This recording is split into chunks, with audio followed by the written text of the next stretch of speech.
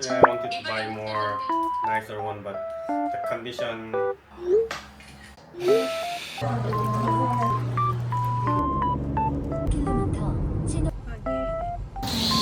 ba yun? Ang mga sikada, ganito yung pagsak.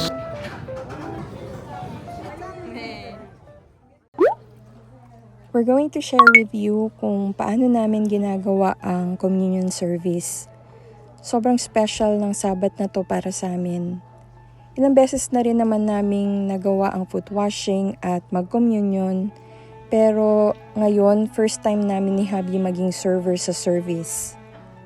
Nagsimula kami sa Ordinance of Humility o yung foot washing. Sa aming mga Seventh-day Adventists, ginagawa ito bago mag-communion para linisin ang puso natin sa anumang pride at ipaalala sa atin ang humility ni Jesus. Hinugasan ko ang paa ni Habi and in return, hinugasan niya rin yung aking mga paa. And it truly brought us closer together. Pagkatapos, pumunta na kami sa main sanctuary para sa Lord's Supper. Isa ako sa nag-tend ng communion table.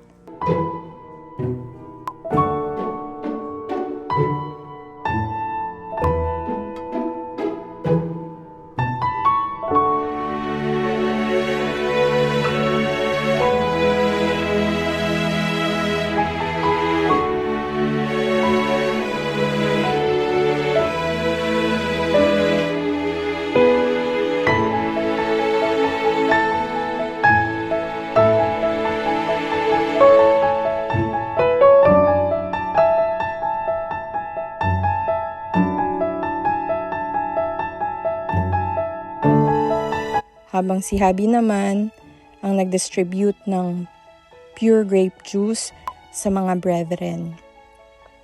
Each part ay may kasamang prayer para sa unleavened bread at para sa grape juice na mga simbolo ng sakripisyo ni Jesus sa krus. Dahil first time naming maglingkod ng ganito, mas naramdaman namin kung gaano kasagrado ang gawaing ito.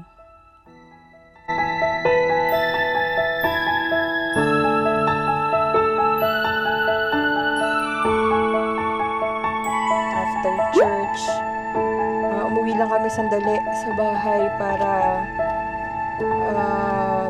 magkumuha ng konting gamit. Papunta kami ngayon ng Seoul.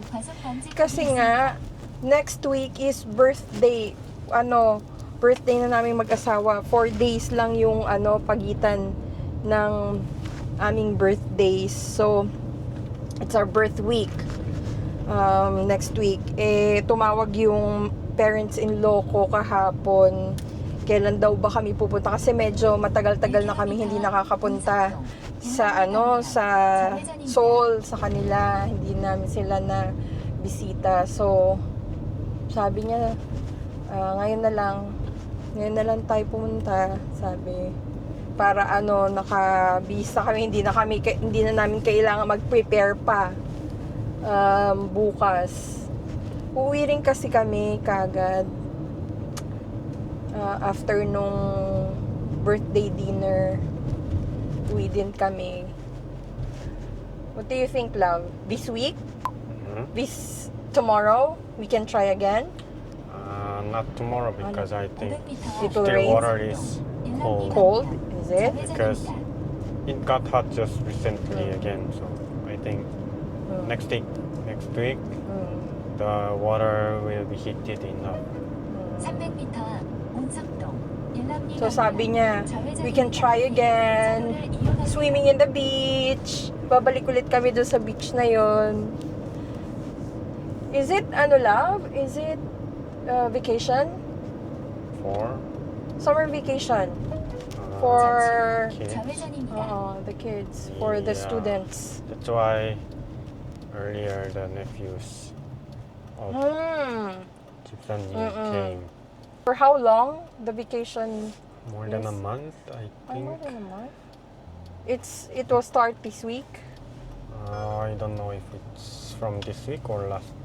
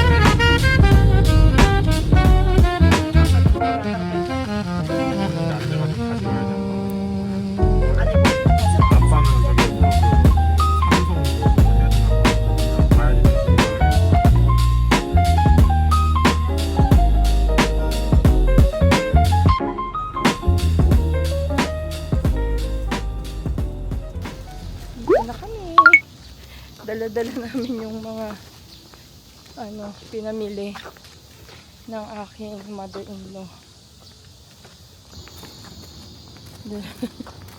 Bigat ang dala niya.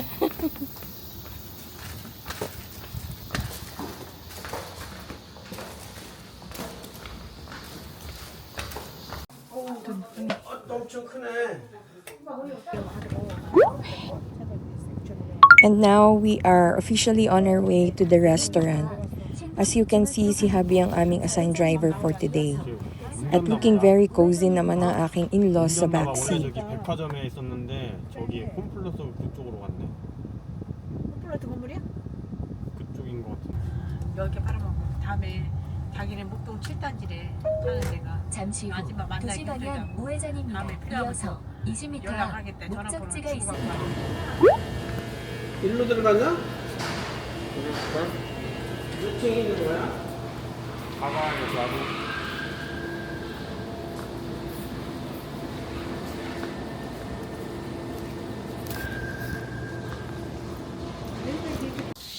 Share ko lang tong quick trivia. Naririnig yung ba yung sikada sa background? I always knew that they make this sound to attract mates. Pero nagulat ako nung nalaman kong may automatic temperature trigger pala ang ingay nila.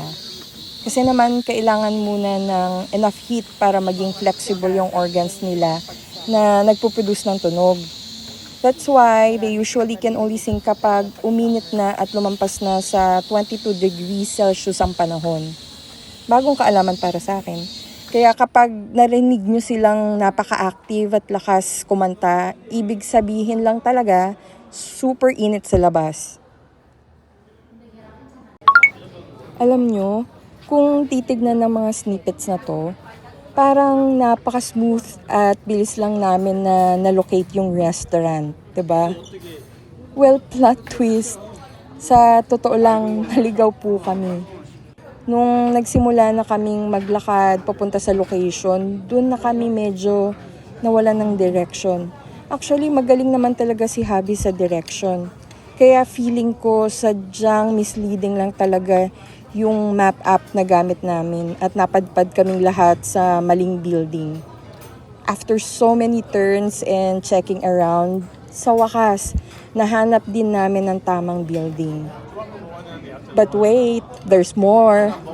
Pagdating namin doon, we had to wait for quite a while. At honestly, okay lang naman na mag-antay. Walang problema. Ang naging issue lang talaga, walang air conditioning sa waiting area. As in, wala man lang electric fans o kahit bintana para pumasok yung hangin. Sobra kaming pinagpawisan lahat doon. At dahil sa init, naramdaman ko talaga na sobrang nag-drag ang oras. Parang bawat minuto napakabagal. Pero in fairness guys, the menus were definitely worth the wait. For our advanced birthday celebration, since 4 days gap nga lang ang birthdays namin ni Habi, we chose a shabu-shabu and sushi restaurant na buffet style. Combination to ng dalawa sa pinakapaborito kong pagkain. My mother-in-law was actually very satisfied and happy kasi ang luwang ng table na nabigay sa amin. Wider than the usual size for 4 packs. Kaya super comfortable kumain. 네.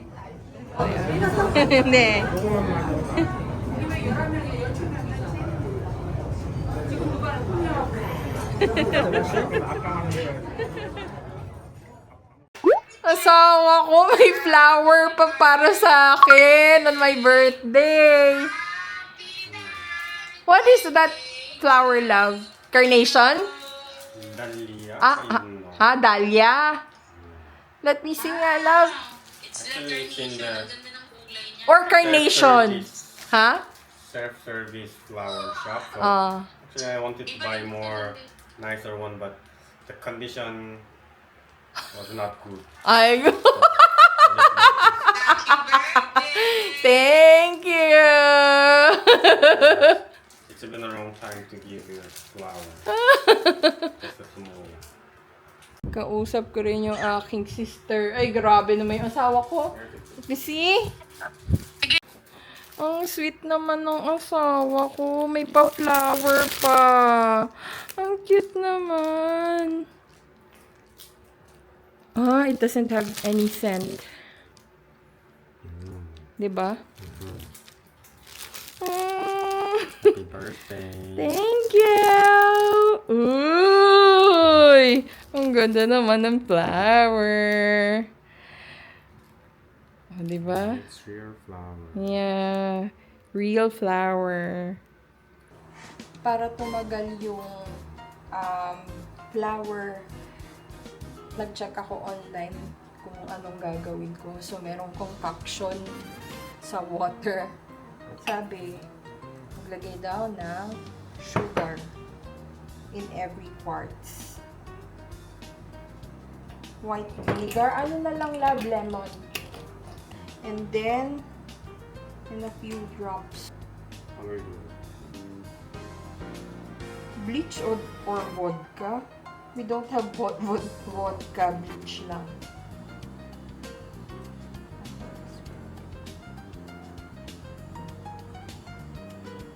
Bleach. How many drops will it be? It says few drops of this. So I think just okay na yan. What's it inside? So, kailangan din nating i-trim yung stem niya ng 1 inch dun sa bottom. Ayan. And at 45 angle. So, slanting siya dapat. Para tatagal siya. How much? 1 inch, love. 1 inch. 1 inch? So much? So, ito na yung first, flower stem natin. Lalagyan natin siya dito. Yan. Ay, ang cute. So, ito na. Yung iba. Woohoo! Uy, so cute naman. Thank you, love. So cute. Ang hahaba nila pero, paano ba natin yung patatayuin ng ganyan? Okay na yan. So cute naman! Tchanan!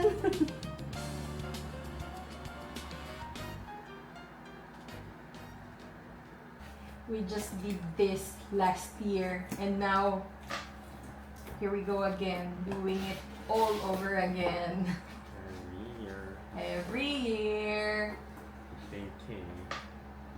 Yeah, because this is my favorite cake.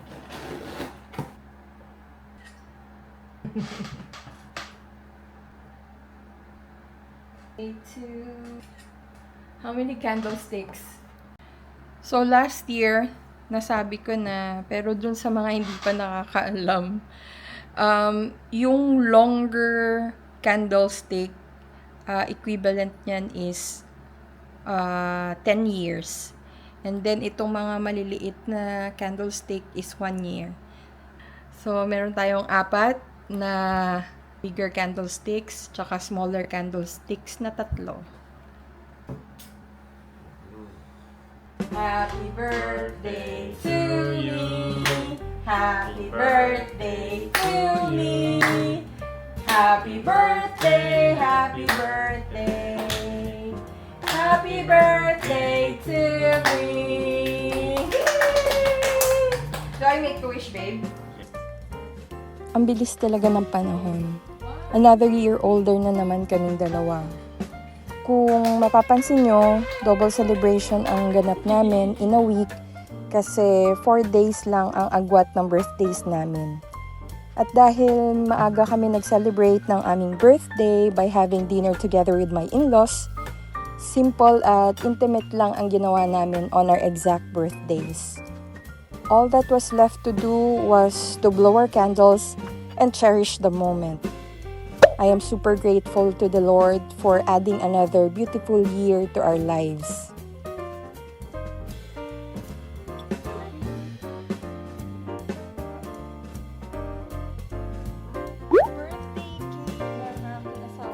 Fast forward to 4 days later, turn naman ni hubby to blow his candle. Since 4 days ago lang nung nag-traditional cake ako, para naman maiba ang variation, nag-ice cream cake naman kami para sa celebration niya. Watching these quiet moments makes me realize kung gaano kasaya tumanda kasama ang tamang tao. My dear husband, I pray that we stay healthy, prosper in every area of our lives, and always finds happiness in the simple moments. Above all, I pray that our foundation in Christ grows stronger as we age together. Because as Ecclesiastes 4:12 reminds us, a cord of 3 strands is not easily broken. Cheers to a lifetime of celebrating our birthdays together. Happy birthday to you. Happy birthday, happy birthday. Happy birthday to you. A wish! I go! You didn't wish now! Wow! Yeah, you haven't seen?